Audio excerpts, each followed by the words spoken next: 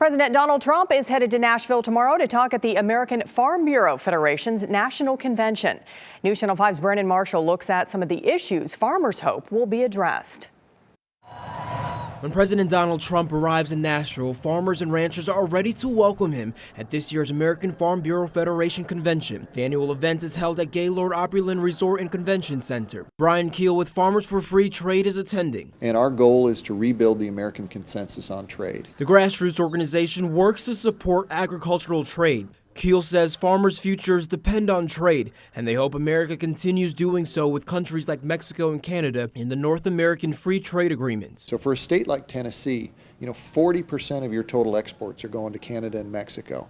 So a trade agreement like NAFTA, critically important. If you live in Tennessee, you should be supporting NAFTA. Profits have fallen and many farmers have seen declines in equity. By getting back in the business of negotiating trade agreements, farmers say this will hopefully eliminate the threat of retaliation against U.S. agriculture. Again, for farmers, whether you're from Tennessee or whether you're from Michigan or Oregon or Florida, you depend on trade, and the president needs to understand that.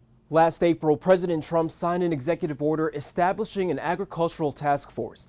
Farmers and ranchers say this shows the importance his administration places on rural America, but more needs to be done. Emily?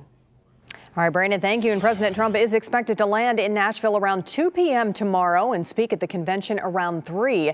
This will mark his second trip to Music City since taking office last year. And we will have full coverage of his visit both on air and online.